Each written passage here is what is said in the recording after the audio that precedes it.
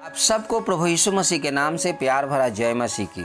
Everything my Jesus YouTube channel में आप सभी को फिर से वेलकम करता हूं, स्वागत करता हूं। आज एक नई जानकारी के साथ आप सबके बीच में आया हूं और आज का विषय है मेरे प्रियो कि सारी पृथ्वी पर इतनी सारी भाषाएं कहां से आई।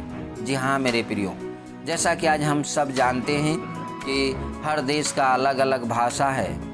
इतना ही नहीं, एक देश में कई तरह के है जो भाषाएं हैं। जैसा कि हम जिस देश में रहते हैं भारत देश में, तो भारत देश में भी अलग अलग राज्य की अलग अलग भाषाएं हैं। तो दोस्तों, क्या इस बातों पे आप सबों ने कभी गौर किया है कि इतनी सारी भाषाएं कहाँ से आई? क्या इतनी सारी भाषाएं जब परमेश्वर ने सारी दुनिया को बनाया था तो उस समय भी ये सारी भाषाएं थी या बाद में ये सारी भाषाएं आई? तो आज हम बाइबल के वचन से देखेंगे कि इसके विषय में बाइबल वचन क्या कहती है। तो आज हम सब बाइबल के वचन से सबसे पहले देखेंगे कि क्या इस विषय में बाइबल में जिक्र किया गया है या नहीं किया गया है।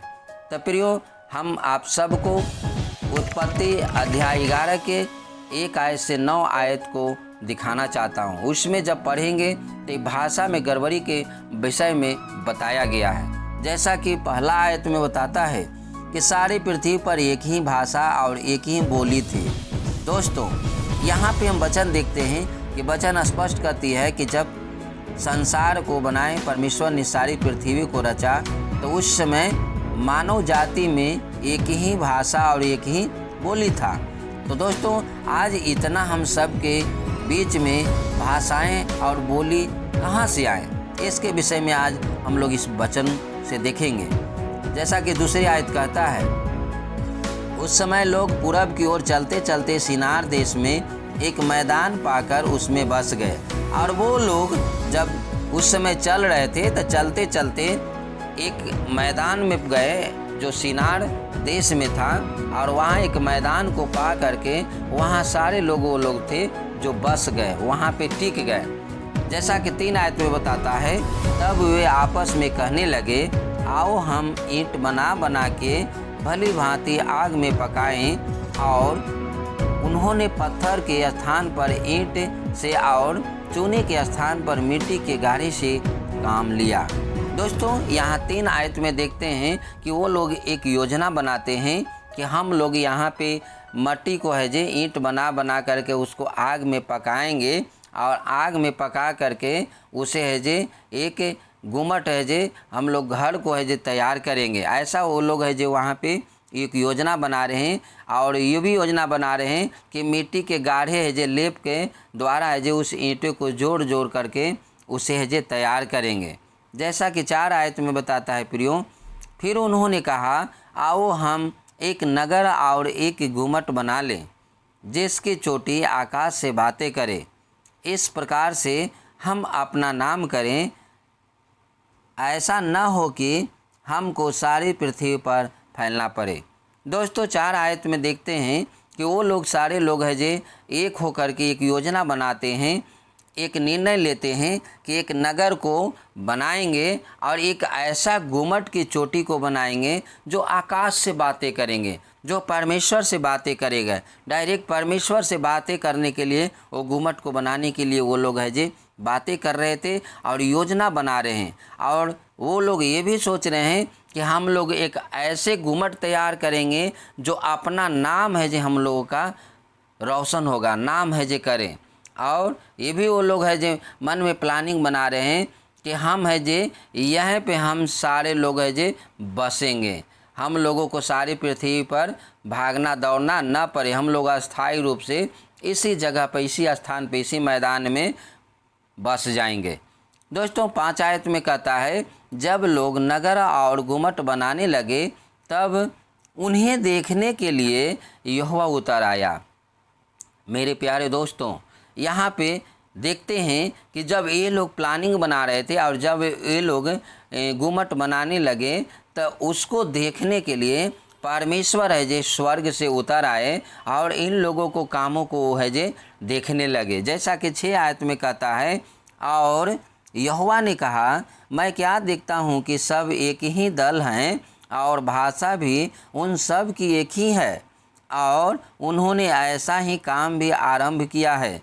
अब तो कुछ वे करने का यत्न करेंगे, उसमें से कुछ भी उनके लिए अनहोना न होगा। दोस्तों, यहाँ पे देखते हैं कि परमेश्वर जब देखने के लिए उतर आए तो वो क्या देखते हैं कि वो सारे लोगों को भाषा है जो एक है, बोली भी एक है, और वो लोग है जो जिस काम को है जो शुरू किया है वो काम है जो वो लोग है जो कर लेंगे।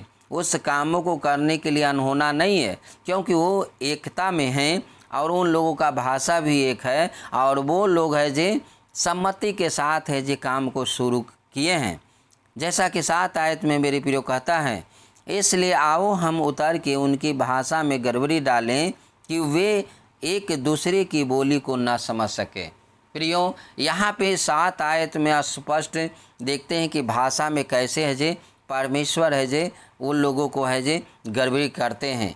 अन्य अन्य भाषाओं को वहाँ उत्पन्न कैसे होता है, जन्म कैसे वहाँ, जो आज पूरे संसार में जितने भी भाषाएं हैं इन सारी भाषाओं का जन्म उसी जगह पे वहाँ पर ही परमेश्वर ने उत्पन्न किया। जैसा कि यहाँ देखते हैं कि परमेश्वर कहते हैं कि आओ हम उतर करके उनकी भाषा में गड़बड़ी डालें कि वे एक दूसरे की बोली को ना समझ सके। आज दोस्तों, आज हम सब देखते हैं कि कोई विदेशी आकर के आपसे और हमसे बात करते हैं तो उन भाषा को हम लोग नहीं समझ पाते हैं। जैसा कि अपने देश में रहते हुए भी अन्य अन्य राज्य के भी भाषाओं को हम लोग नहीं समझ पाते हैं, क्योंकि ये भाषा में गड़बड़ी परमेश्वर ने ही डाली है। परमेश्वर ने ही इस भाषा को है जे दिया है ताकि सारे लोग है जे इस भाषा को नहीं समझ सकते हैं। तो जैसा कि 8 आयत में कहता है प्रियो, इस प्रकार यहोवा ने उनको वहाँ से सारी पृथ्वी पर ऊपर फैला दिया और उन्होंने उस नगर का बनाना छोड़ दिया। और जब उन लोगों को बीच में परमेश्वर ने भाषा में गड़बड़ी किया तो वो लोग है जे जो प्लानिंग बनाए थे, जिस गुम्मट को वो लोग तैयार कर रहे थे, उस गुम्मट को बनाना वो लोग छोड़ दिए। क्योंकि कारण वहाँ पे ये हो गया प्रियो कि वो लोग है जे एक दूसरे के बोली और भाषा है जे मेल नहीं खाने लगा।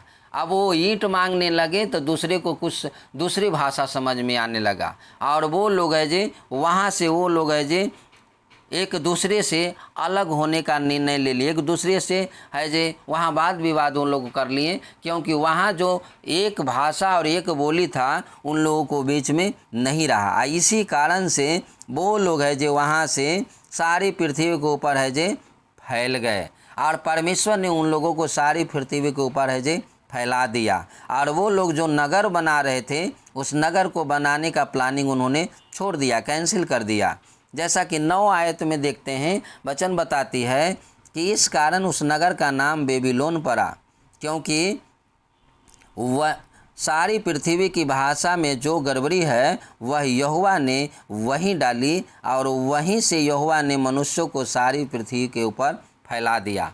तो दोस्तों, आज हम सब जितने भी भाषा को आज हम सब सुनते हैं और जितने भी मनुष्य भाषाएं बोलते हैं उस सारी भाषाओं को परमेश्वर ने है जे उसी जगह पे है जे गड़बड़ी डाला था, वहीं पे है जे उत्पन्न किया। और जितने भी आज हम सब सारी दुनिया में जो फैल गए हैं सारे मनुष्य, वो मनुष्य वह से है जे सारे पृथ्वी पे सारी सृष्टि पे है जे फैल गए हैं।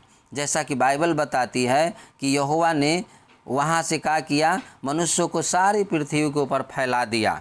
आज है जे देश देश में लोग बसे हुए हैं, ये परमेश्वर ने है जे इस देश उस देश में सारे देश में है जे मनुष्यों को फैलाया। और जितनी सारी आज भाषाएं जो बोली जाती है इस भाषाओं को परमेश्वर ने है जे गड़बड़ी किया और परमेश्वर ने जे मनुष्यों को बीच में दिया, ताकि आज जितने भी देखते हैं कि भाषाएं बोलने वाले लोग रहते हैं, जितने भी अन्य अन्य भाषाएं बोलते हैं, उस सारे भाषाएं हैं जे परमेश्वर के दिए हुए हैं।